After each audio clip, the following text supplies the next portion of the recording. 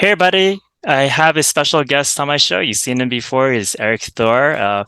I've read his article about how to regulate ChatGPT in 10 steps. When I was reading, I was pretty happy and excited to read that because I think regulation is what we need, and especially meaningful regulation.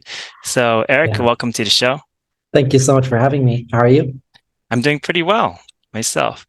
Yeah, so I've been working with a group of artists because we've been concerned about the potential impact or the impact that such things like AI have already. Let's kind of go through this a bit. So, like, what got you first interested in writing this article?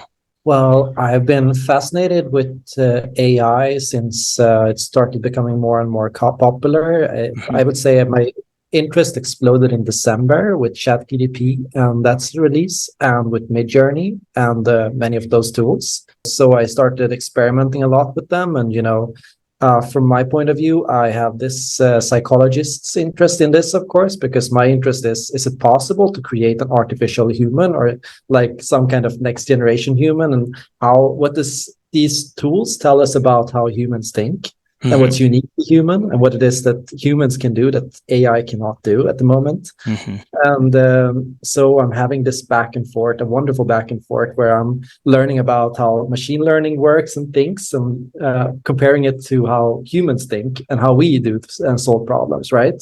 Right. And of course, in the middle of that, I've gotten very concerned about some of the challenges that AI poses and some of the problems that it will have. And so I also feel that we have to be on top of, how do we want this tool to evolve? What do we want it to become? And what is our vision for these kind of tools? How do we want them? How do we see human AI interactions in the future? And how can we make sure that these tools help empower us rather than take away power from us? Right. I think those are really excellent points to make. Like, of course, AI, the idea of it is neutral in itself, but right now, like how it's being used, it's being driven by these private companies that have control over it. And given the structures in place, the tendency is more to exploit people than to, necessarily create something of benefit.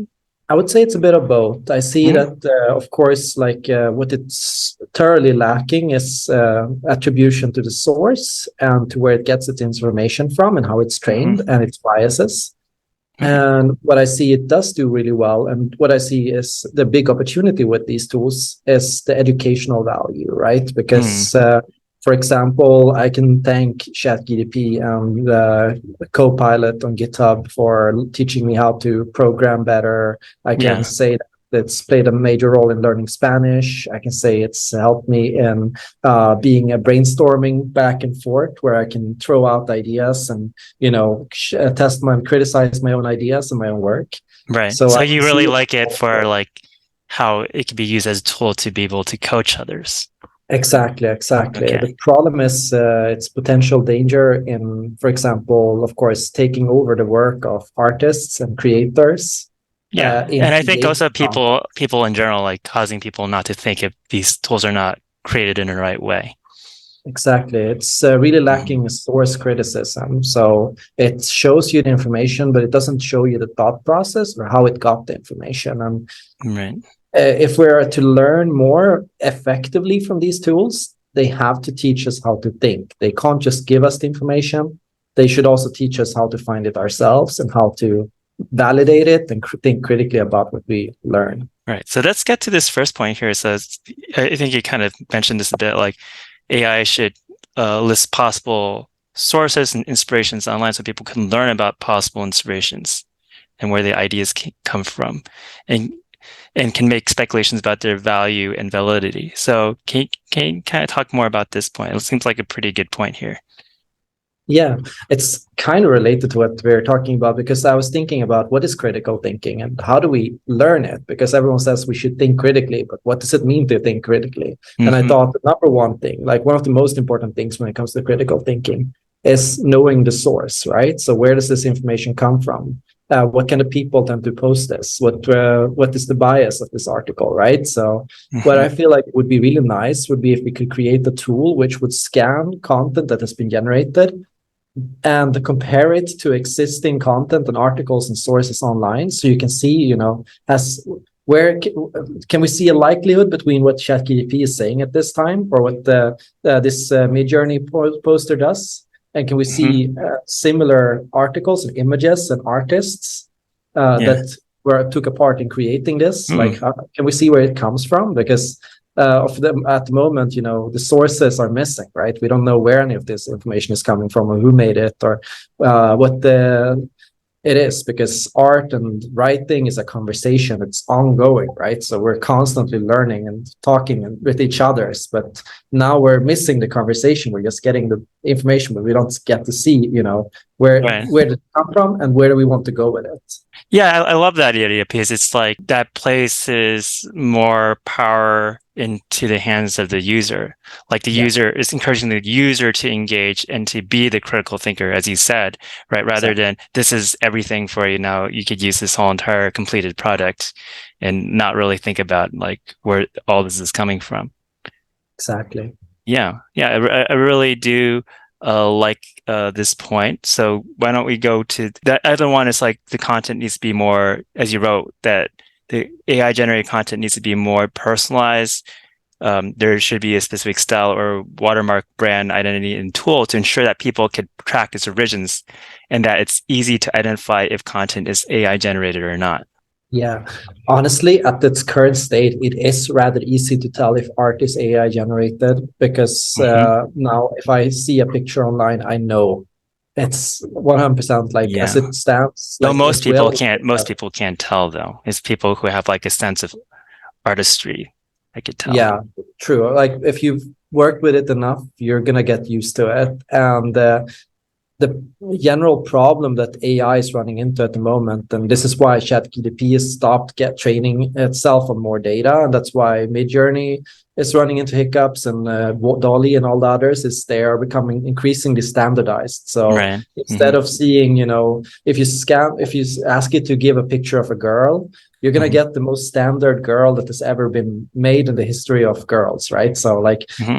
it's gonna just be an amalgamation of all girls that exist on the internet into Right. one, and Yes, and so it loses all its soul. even if they're able to kind of make it more and more nuances, it is still like the standardization process, and they only want to create content that is safe. And what art is meant to do is to help challenge us.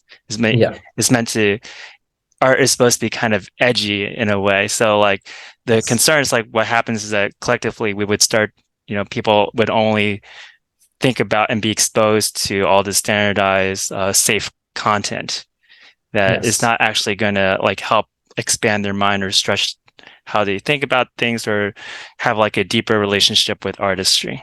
Exactly. And as it stands, I think artists can rest assured for now, Hmm. because there is no competition here. Dolly can make a stock photo imagery, but it can't make brand identity. It can't give a company a voice that feels authentic or real.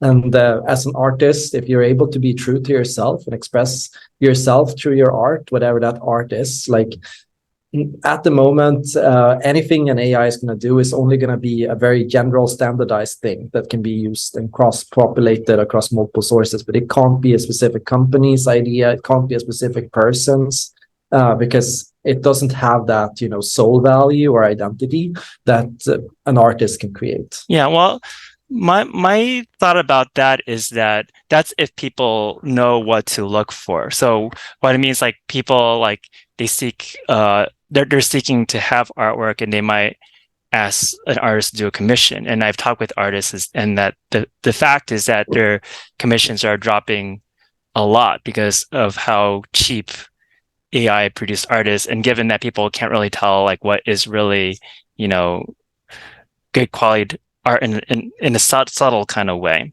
right? So it does affect artists. The other thing is like I think when you look at the art, I think the reason why it seems to outperform artists is really is taking the work of the best artists and kind of like averaging those out and having that compete with the best artists and everybody else as well, right? Yeah. And that creates an issue.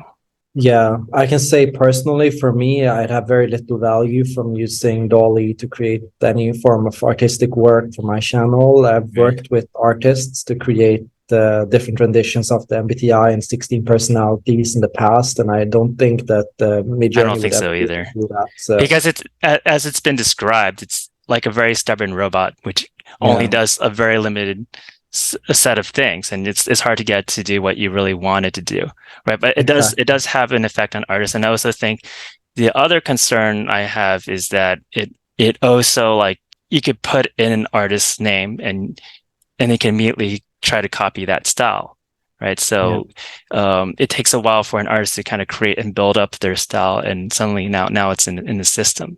Yeah, and of course that's a challenge. But say if you say make a Salvador Dali painting, it's not a Salvador Dali painting. It's a Salvador Dali painting, and then everything else around the painting that is a painting that you put up, right? So it's still and it still goes in the direction of generalization, where it Right. gets very difficult, even with very specific keywords, to really create what it is that you want. So what's going to Right. happen is you're going to try and I think a lot of people did, like they just kept throwing keywords at these tools like over and over again, and they spent a lot of money on these tools, and perhaps commissions dropped for a while. But I think, what happens is people get tired of it, right? You keep Hmm. getting the same thing back over and over, and it's never what you want. And ultimately Right. that's points like you realize, well, either I'm going to have to pay an artist or I'm going to have to learn to draw. Part of it is like when they design these technologies, they design it so it's impressive on first brush because it's influenced by the advertising industry. So it's like, hey, look how impressive this is. But if you just look any further than that, it's not impressive. And I think or not as impressive as people think it is. And I think it really comes down to educating. So like when we provide education to people about like how to look for really good artistry in both writing and also like visual artwork, then they're not going to value ChatGPT and this generated art, AI generated art as much. Not in a longer perspective now. It will have to change. Probably Yeah, it will eventually change and figure out these problems, but it's not there yet, and it has a lot of issues and hiccups that have to be solved before it can be at that level. right. Hmm. And honestly, like for me, like as a writer, I was at least like when I first saw ChatGPT come out, I was like, I kind of like felt threatened. But then after I looked at a bunch of like ChatGPT stuff, like, wow, this is so like lame. I'm really not threatened at all about all this stuff, and No, and you neither should see other all these artists. embarrassing stories people Yeah. share on Facebook. Look what ChatGPT wrote. It's kind of similar to, if your 4-year-old daughter draws you a painting and it's like, oh, it's beautiful, for a 4-year-old. Yes, this is beautiful, right? And I think that's how it's often interpreted, right? It's Mhm. a for something computer generated. Yes, cool. Yeah. You could you got all the elements of a story in there, but you're still missing a lot. Right. Let's get to your next point. So, like, use machine learning to tackle machine learning. So, machine learning algorithms could compare an online article to other existing articles online and give a rating from 0 to 100% to compare how similar articles are, or to be used to rate content, recommend contrasting or unique viewpoints. Okay. Do you want to Yeah. like to talk about this one? Yes, please. This is one I think is would be really cool. So the thing is, I don't know exact details on how we could work this out in particular, but Yeah. what I would like is we have to do something about the massive influx of computer-generated content online that basically just pollutes the search algorithms. Hmm. Because there's one thing these articles can do, and it's they can follow the rules of technical SEO, which means they can rank well without actually having a lot of content value, right? So if the article is not very original, I feel like there should be some kind of punishment for that. If basically your article or the page that you or the text that you wrote shares a similarity with 90% of Oh, all other it articles in the doesn't matter topic, if it's from AI or not. yeah, It exactly. should, Doesn't matter. yeah, it should Sure. be If punished. it's if you're just copy pasting somebody else and rewriting it in your own words, Yeah. yeah, like unique and new ideas and topics and additions to an idea like should be Right. valued higher. Yeah. Well, Value. one question I have is that an AI could take a really original article and then make copies and paste of it many different times. And if you're ranking it to see how similar an article is to another, then original article could be punished as a result. Well, I think there is always the, first come, first serve kind of Yeah, practice and there's here, a of probably course, a way that because to be able to track that, right? yeah, because if I would make a Mr. Beast video now that he made, I'd probably get a lot of views for doing that, right? Mhm. But Yeah. he's still the first person to post the concept, and it's the first time that the idea has ever been done. So I'm still gonna get less views than what he will ever get, right? The other thing is like some people cheat, like especially like students, but what happens is that they take they take an article that's written by one AI system and then they put it through another AI system. And when it happens, it becomes undetectable. So Mm. what they do is like they have they have programs to catch whether a student is using ChatGPT, for example, and it ranks Yeah. it like it gets a percentage. But then once they put it through another AI system, then it's like it becomes almost 0%. Yeah, but if you feed a politician's speech to these AI detection softwares, they also think that's AI, right? Like, Right. Well, I uh, think the thing is most people are not really that much original thinkers. no. Right. So I think if we would go back to like the point two, I think I made on watermarking, like if we could Yes. start doing something like that, like to make the tests, like the different forms of AI all have their unique styles, Hmm. it would be a little easier if there was Definitely. something that there's some kind of pattern to the text or the structure or the format or like how things are done that you could say, okay, this is, you know, only this AI talks like that or uses that specific phrase or word or Right. structure. Like it would be interesting, like because yeah, that would also give a competitive edge because I worry about AI becoming one big company like Google taking over all of Oh it yeah, or definitely. Microsoft taking over all of it. I'd like it to be multiple decentralized versions of different LLMs that all fill different niche roles. Okay. Yeah. Yeah. And we'll be talking well a bit about that more. So one thing is like the problem with these big companies. So I understand like, when companies they use AI, it's gonna be for there's going to be benefits and there's also cons, but a lot of the behavior has already been very suspicious. For example, these big companies like Stability AI and Google and all this, they're training on other people's data, right? But they don't allow other companies to train on their data, Yeah, which is a big red flag. exactly.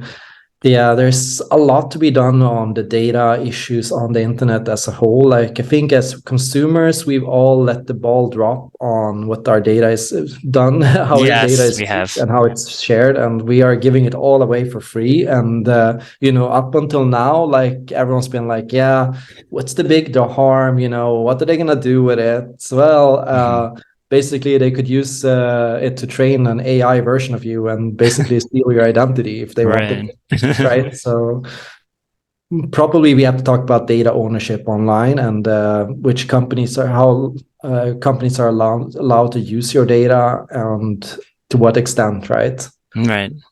Yeah, definitely have an important conversation around that. So let's get to the next part. So this one's about protecting artists and creators from ChatGPT, Midjourney, and DALL-E. So he said having a significant portion of profits generated using machine learning should be used to support and promote aspiring artists. For example, by providing people access to music, learning tools, or education for students.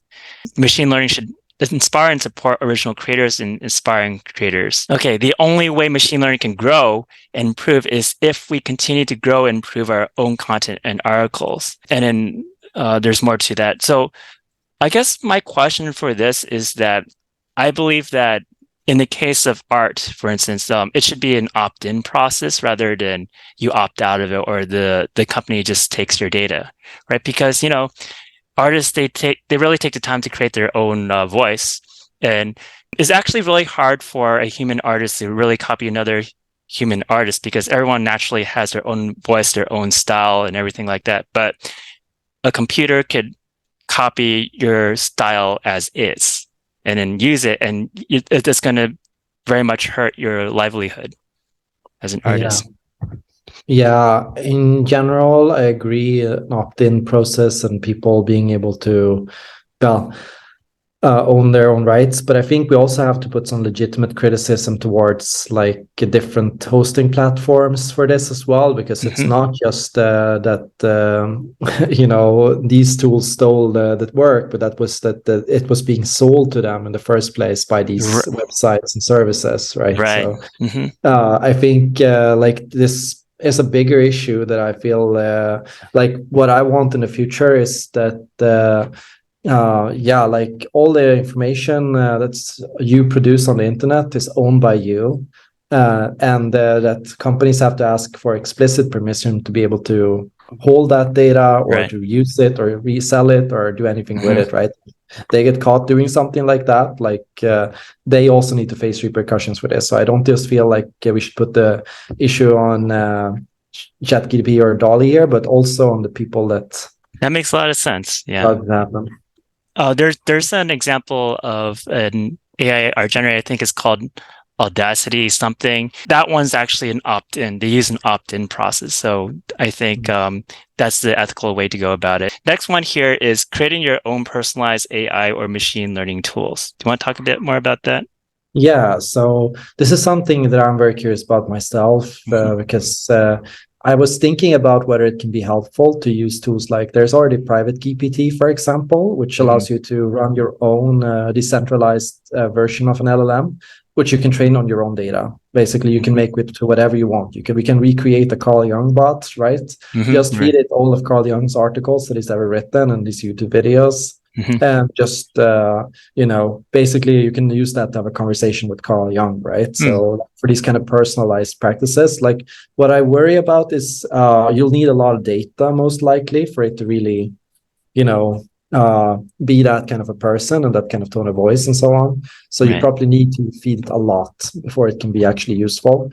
But I am trying to get that set up for myself, and I'll keep you posted on if I'm able to do that. But the general point of it is for decentralization and also to have it as a benchmark for yourself to compare yourself against, right? Because whatever you make of that, it's going to be your past version of yourself, right? So you're competing against the amalgamation of your past, like in a sense. So you can only use that as a benchmark. That sounds pretty interesting. Like you use it as a personal development tool. Exactly. And you have decentralized AI, which you do talk about. No, exactly. We already touched on that. Just we need to make sure that this data cannot be owned by one or two companies and that they can't get to copyright the entire thing, because what I'm afraid of is they're going to try to use all the criticism against AI to basically steal themselves as the good version of it. And basically they're going to put in a lot of regulation that will hurt everyone else but them. Right. I mean, the centralization is already pretty bad, but if it's decentralized and a lot of companies are using this, could it get really chaotic? Yeah, of course. So that's always the problem with the decentralization. But I tend to find there's always an order to chaos too. Like things seem to find a way to work around, and we just got to make sure that nobody gets too big, right? Right. Yeah, like how I would say it is... what we of course need to do is make sure that things are not done illegally and that bad things are not happening, and we still need to punish smaller actors that use this unethically, of course, just as like we would any big company. And I think like perhaps most importantly, when it comes to like the training and so on, there's already a lot of very strong competitors and alternatives to ChatGPT available that are working really well, and they are constantly trailing behind. Like the lead between BARD and GPT compared to other technologies is not very big. Like they are getting closer and closer. And actually, it's very easy as an early actor today to launch their own version of LLM or alternative because we're still figuring out the market, and people still, there's still so many ways you could possibly do this and use it. Right. Got it. You have like instantly see which companies and websites that have your data and what data they have on you, right? And then promote organic ranking above technical SEO. Yeah. I kind of don't like how technical SEO works today. Like I feel like the whole blogosphere and content sphere is currently not working. Like you Google a recipe for a food dish, and you get like a whole paragraph about that person's backstory and their history, because technical SEO demands that you give some longer content to make it seem like it's longer, and it makes people browse on the page longer.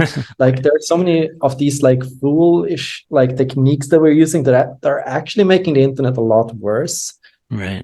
So I was hoping that in the future, like alternatives to Google emerge that rely more on organic SEO, and where you can choose what kind of content is recommended to you and what you're interested in. And do I want long articles? Do I want short articles? Do I want, articles that have this kind of political affiliation or that kind of affiliation? Like in the sense that you get to kind of see what source is, what kind of people, what the biases are, like that you get to choose what kind of articles you recommended. Like I just want more consumer control over what we learn and how we get the information. Mm-hmm. Okay, got it. Good points. You said, and we kind of touch upon this before, use machine learning for learning and personal growth, right? Yeah. And in preventing cheating in schools. Oh, yeah. Do you want to talk about that one a bit? Yeah. I think this is like, I've always had my own vision for the school system, and that is that it should facilitate research-based learning instead of memorization-based learning. Like, right. Mm-hmm. We're still stuck in a 1900s school system, which is, memorize information and take a test and answer it, or write an exam containing these points. But what I want to see in the future is that students from an earlier age are encouraged to learn how to find information, how to source it, how to critically dissect it, all those things that you can actually measure and grade kids on, right? Instead of, these kind of assignments that we do today, which is, remember the year of that, do this, because now the system is too easy to cheat and game to begin with. Yeah, and we have these kind of criteria for creativity, critical thinking, cognitive thinking, in a sense. Like we need to think ourselves more. Right. So with ChatGPT, like right now it's being used to write essays, and even though like I think the education system can be improved, I think essays are still like a way for students to develop their critical thinking. You advocated like then you could challenge the students to really develop their own unique voice and distinct tone of voice, and not just describe a subject, right? So that could be a way to go. My concern is like, I don't think like the average student, like their ability to write, at least like at a high school level, necessarily surpasses ChatGPT right now. So even if they're trying, right? I think the average high school student is not quite able yet to surpass that level and do something that's like truly original. No, and I know for a lot of people, the process of finding your own voice is basically copy other people until you know what you want to do. Right, exactly. So, yeah, I think it takes a while to develop it. Like even if they're a good writer, it kind of takes a while to get beyond that ChatGPT level. And my concern is like if ChatGPT is there, people are not gonna, they're not gonna grow. They're gonna rely on ChatGPT, and so they're not gonna reach a point where they're gonna surpass that level. Yeah. That's a valid concern. I think we're going to have to think about how we want to approach that. Like, do you see any solutions that you would think would be effective for that?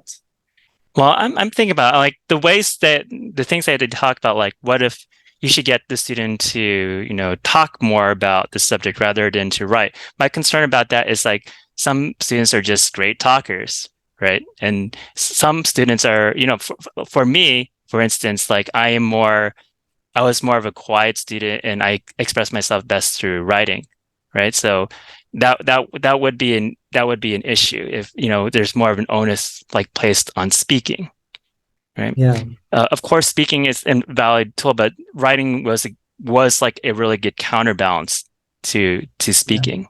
Yeah. I would rather, just like what you say, like these systems being used. AI systems being used more as a coaching tool or like a brainstorming tool to help students think creatively, right? Or using it like just like what you said, like finding their own distinct tone of voice by comparing it to how like the bland ChatGPT version of looking at the world. My issue is that a lot of things when it comes to education, they are regulated. So meaning you have to get like a master's degree in order to become a teacher, for example, under standardized testing. And there's still issues with all this stuff, but at least there's regulation that is at play here. But like when it comes to ChatGPT, it seemed like we're forced to have to like accept this thing that has major consequences on the education system. And then these companies are telling us, oh, you have to work with it and figure out how to use it. Yeah, I do believe we should try not to necessarily stop technology Mm-hmm. from evolving and emerging, but we should make sure the conversation is what we want it to be. And I do feel like we could do a lot better of a job with that kind of a conversation as well. Like I think we need to make sure it's like stays on the most important points, because what we're standing at here is like such an interesting experiment and such an interesting opportunity too, because the idea of creating an AI that has the capacity for empathy, the capacity for intelligence, for reasoning, Well, I to a think it's period. only an opportunity for us. Just as meeting aliens, just like being able to colonize space, Hmm. the possibility of having the opportunity of not being alone on the planet on like this level, and to even have like other forms of life. I think that can only be positive to human evolution, because we're going to have to learn to get along with other life forms and other forms of thinking than our own in the future Hmm. in some way. We're going to have to improve our own thinking. Like I feel like if these tools are used right, they could help us increase our own empathy and cognitive flexibility and logical thinking and critical thinking. I see so much opportunity if it's done right, right? So I really want to make sure it's not stopped or prevented or held back. I Hmm. don't necessarily Well, think it's inevitable, right? So I do believe you could hold it back, like the Catholic Church was able to hold back a lot of things right. during That's a too. negative form of regulation. I think in this case, there's private companies, so they make these arguments like, we should have this technology, we should be able to work with it because it has all these potential benefits, right? Well, but the problem is that they're leading the charge here, so they're making all these changes really fast, and then the rest of us, we don't really have a democratic say in this process. It's more like almost after the fact that we have a say in it, but they're still leading it and they're still controlling the whole entire process. Yeah, I'd say that we have to organize, right? So Mm-hmm. that's the most important point. Like people need to meet together. All the political parties need to have like discussions about this. Like different organizations need to think about how they want AI to work and how they want to use it. And of course, artists and writers and others have to think about like how they want this technology to evolve and what they want it to be like. And of course, like we have a say in all those processes. If we rise together, we can make Mm-hmm. a lot of changes online. Like it's still our sandbox. It's a completely new world, and there's going to be chaos in this world because it's completely new technology, not just AI and machine learning, but the internet as a whole is still in its infancy. So Mm-hmm. I there's going to be chaos in the sense that we are dealing with things that we never have to dealt with before in the history of humanity. So we can't figure out and answer all those questions right That's away. right. Yeah. Right. I think chaos is inevitable. I think there might be like a lack of balance between chaos and order because right now, like technology, the way it's rapidly increasing, it could be potentially more out of our control than ever before, right? And Yes. so, like when we kind of like lead with the chaos instead of having it like balance with the order. I'm not saying to lead with the order either, right? It's going Yeah. to potentially cause a lot of issues. For sure. So, like what I would say is the best counterweight to that chaos is probably empowering people, empowering artists, supporting artists that are trying to get started, learn everything, supporting people that want to learn how to use AI themselves, making sure it stays decentralized, like making sure everyone has access to these tools, that everyone's trained in it, that they know what it can do, to know not just the good and the bad, but also the bad, I mean, right? To know the problems of it and the benefits and opportunities of it. Like Mm-hmm. I think if you don't learn it and if you don't think about it, you're gonna be left behind, and that's yeah, like that's just the problem of it, right? Like I think there's going to be a room for traditional artists that don't want to touch it for the next 50 years or so. But like in the future, it's going to be one of the main ways that we are creating art and using art, like a human artist interaction where people can use it to create concepts and ideas, but can use their own skill and their own ability to make it their own, right? Yeah. Well, I think there's the benefits. I don't want to get too caught up in the excitement that we forget about the safety. Yeah. Yeah. There's we call it like the cautionary principle. In the green movement, we talk about the cautionary principle, which is, whenever you're talking about something new, definitely never try to hold it back or stop it, but definitely always approach it with caution and always take it step by step, and always make sure that we have a conversation also about the biggest problems. And like, for example, the biggest problem of like the internet floating up with AI generated content that is not very good in quality, that doesn't really provide any interesting lessons or educational value for anyone. Like to deal with all these problems that are going to come up because of this technology, and make sure that the consequences are as small as possible.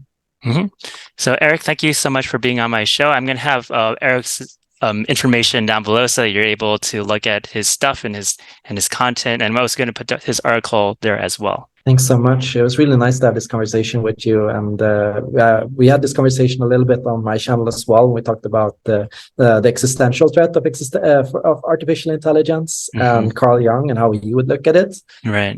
And I've learned so much from that conversation and from this one as well. So I can say thank you for the inspiration in writing this blog piece to begin with. So it was really great to talk with you about it.